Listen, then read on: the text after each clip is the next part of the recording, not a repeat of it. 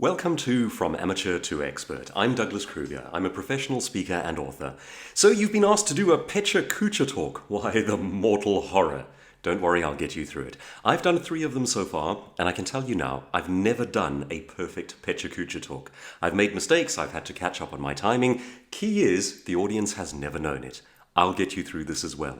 So of my current 100,000 subscribers, I'm assuming about 12 people will ever need this video. So this video is for you if you're one of the 12. What is a Pecha Kucha talk? The format is fairly simple, though somewhat horrifying. The basic idea is you get up onto a stage having provided slides to the conference convener.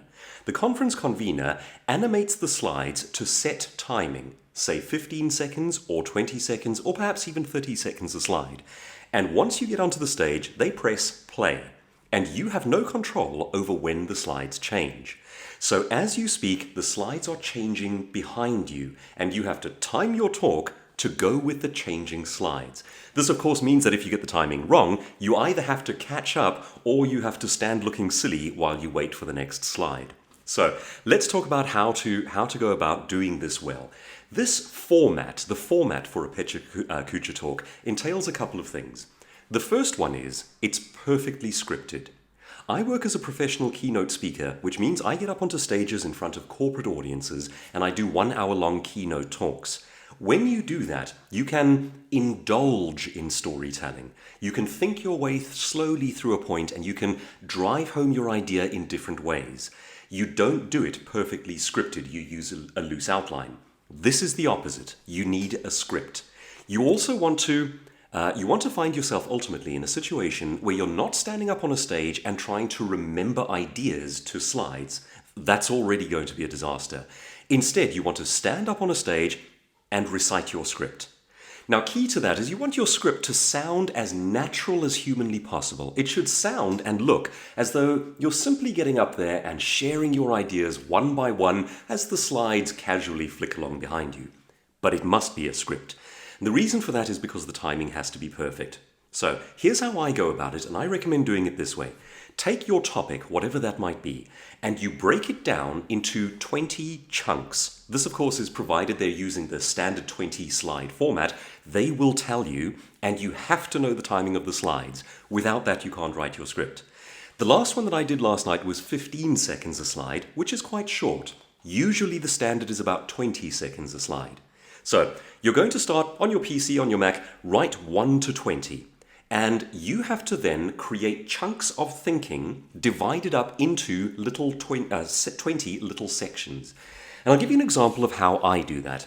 Here are 2 of my chunks back to back. Now, I want to also sort of warn you in advance that my particular style of presenting is fairly dense, by which it's not a reference to IQ, I mean it's information dense. Yours will not have to be as information dense as this if you don't want. You could, for example, spend your first slide, your first 20 seconds going, "Hi, I'm Joe, and I'm talking about coconuts." And then you wait for slide 2 and you go, "Here's one interesting thing about a coconut." Mine tends to be fairly dense. So I'll give you my first 15-second slide, then my second 15-second slide, and here's how I have it scripted. My talk is on innovation via rule breaking. So it would be, go. Every rule has an associated cost, be it in time, money, or missed opportunity. If you learn to strategically break the right rules, you could regain all 3. Second slide. Take Game of Thrones. It refused to play by the rules. The good guys didn't always win. The bad guys didn't always lose, but the show racked up awards. What might you achieve if you knew which rules to break? Slide. Start by asking, what's the goal? Okay, so there's an example of how I would do the first 2 going into number 3 slides.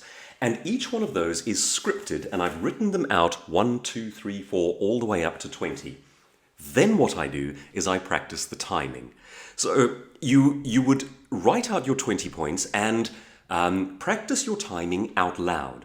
The beginning of my rehearsals goes like this. I print out my little script and I animate my own slideshow. If you're using PowerPoint, for example, you set all slides to transition at 15 or 20 seconds. You press play, and As you start, you begin reading your script. That starts to get your mind used to the pace at which you need to do this. But now, folks, please don't stop there. That's not enough. There is more rehearsal in store. I've also seen people do an interesting cheat where what they do is they try to have generic visuals in the background.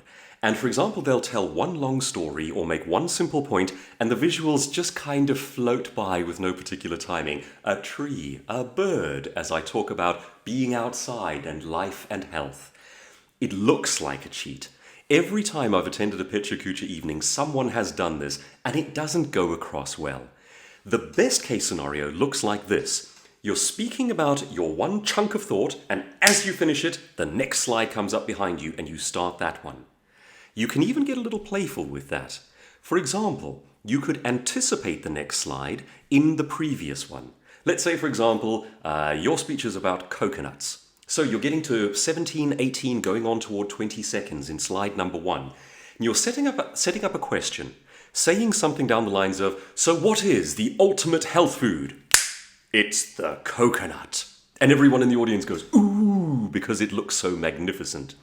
So the best version of this combines two things: exact timing that perfectly anticipates the slide, with a presenter who doesn't look like he or she is under pressure or trying very hard to do this.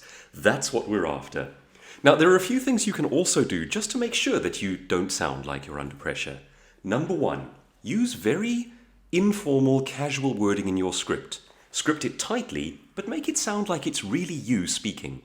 And number 2, you can add a little charm by throwing in playful things that you would ordinarily do if you had all the time in the world. And I'll show you what I mean by that.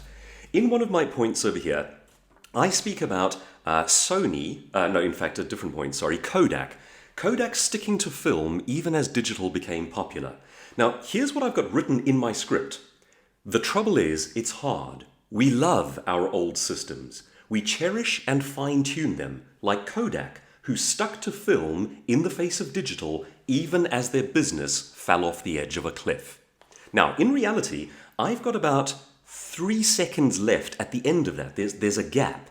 So what I do is I add a sound effect. I say, even as their business fell off the end of a cliff. Yeah, kersplat.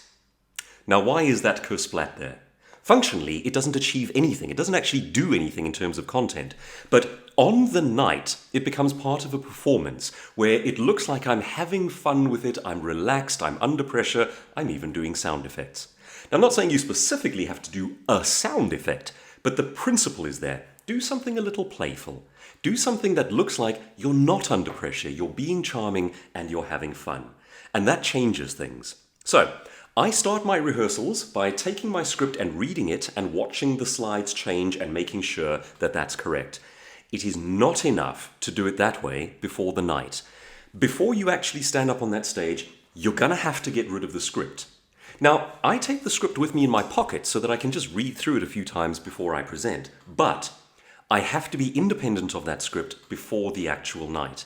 Because it is one thing to read it on a piece of paper, and it is entirely another to stand in front of a live audience and say those things in those exact words to the precise timing that you need. So you're going to want to set aside a few hours for this, over a few days if you have the option. And the point at the end of the day is that when you deliver this thing, you're simply saying exactly the right words, not trying to process a thought and trying to say it quickly enough to get it into the slide.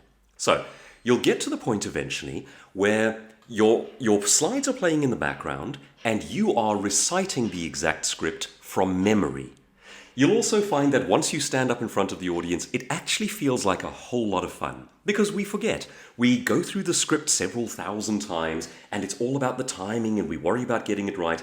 And we forget that on the night, people are actually there to enjoy it. And, some people will fluff up their timing, and everyone laughs good-naturedly, and they catch up, and then everyone applauds, and it's actually quite a fun vibe in the room. But man, it feels cool if you can present with a sense of mastery and deliver your exact script exactly the way that you wanted to. Okay, one other thing that I tend to do, I use my phone and I will read or recite the script onto my voice notes. Then what I can do is, if I go walking, if I'm at gym, if I'm in the bath, whatever it is that I'm doing, I will listen to it because I want my brain to remember the exact wording and the rhythms and the patterns of speech to get it just right and timed to perfection.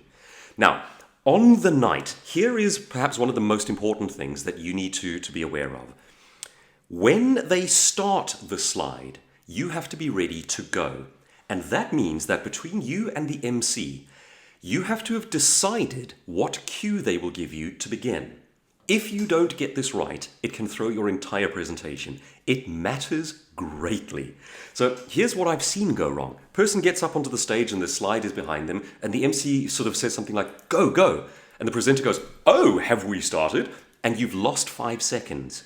You can't make that up, not if you have a perfect script. So last night, what they did, and it's very clever, is on the screen, and you're standing on the stage looking at a screen as well, they ran a red light, orange light, green light, go. So as it starts, you deliver your first line. Then you don't have that ambiguity over the first couple of seconds, and that makes the world of difference.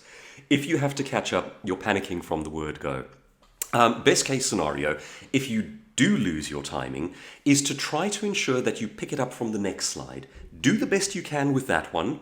Pick it up as the next slide changes. You don't want to be adapting over 4 or 5 slides.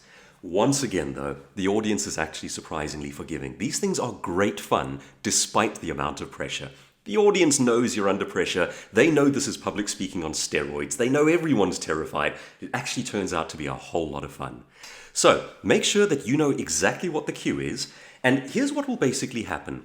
Usually, the MC will give you an introduction, and they will applaud you as you walk up onto the stage. Then you stand there. Now, try to already create a little bit of connection with the audience, by which I mean, when you walk up onto the stage, just smile at everyone, and then stop and wait politely for your slides to begin. Don't stand there like a statue looking terrified. As it begins, you begin. Now here's a thing not to forget. Smile at your audience.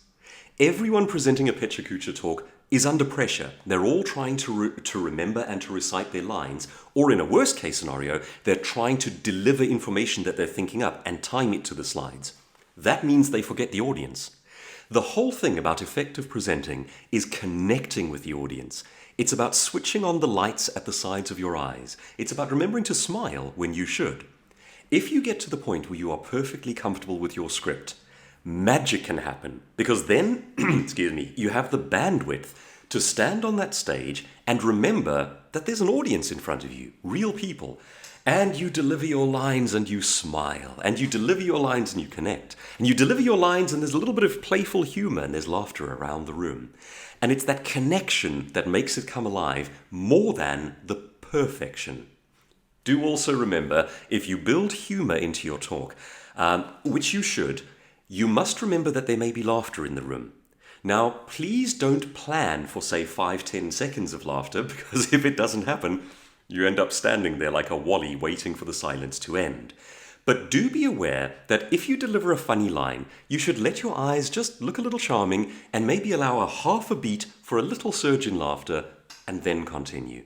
You may have to, as presenters and comedians call it, step on the laughter. So you allow a half second for people to get it and kind of a ha ha ha around the room, and then you go straight back in. Don't wait for the laughter to die down. Now, the opposite applies in any other form of presenting. You want that laughter to keep going, and you give it time. Pecha Kucha is different. So, the basic rule of thumb is, you've got 20 slides, they're all timed, get yourself a script that you remember word perfectly, try to make it chunk, chunk, chunk, chunk, well timed, and don't forget to connect with the audience. The big mistake that people make is not knowing when the first slide starts. Make sure you nail that with the MC, agree on it, rehearse it a few times, and you'll be just fine. In terms of overcoming the nerves, a couple of things that you can do. Number one, there is no substitute for standing on the actual stage where you will be presenting and doing it a few times.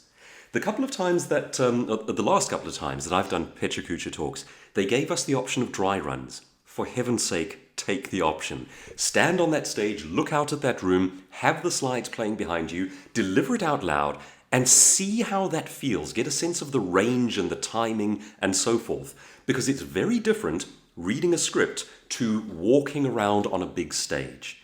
And it's the latter that you'll actually be doing in front of live human beings. Next thing that you can do, this is a bit of a weird one, to get yourself into the zone. Go somewhere private and do big motions. Be an opera singer, be a gorilla, be Superman, do big movements. Because there's a psychosomatic connection between your body and your brain. And if you sit in the audience all bunched up, your body is teaching your brain to be nervous. If you get out into open space and break that space and do big gestures and movements, your mind starts to go, I am expanding into this space. I feel like I have authority. And that does you the world of favor. If you do a Pecha Kucha talk and any of these tips helped, please do leave us a comment as well. Tell us how it went. Did it go well? If you have some extra tips to share with people who are terrified about doing this, won't you please share them in the comment section below?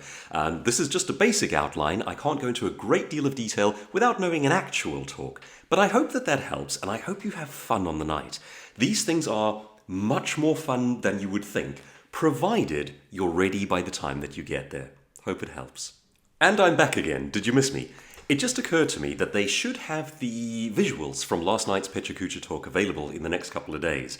So if I don't find it too embarrassing, I will upload it to this channel. Won't you please subscribe if you haven't? And do check out all the other videos. They're all about entrepreneurship, building your personal wealth, your personal success, and how to position yourself as an expert in your industry. And within the next few days, if I can, I will upload that live Pecha Kucha talk as well.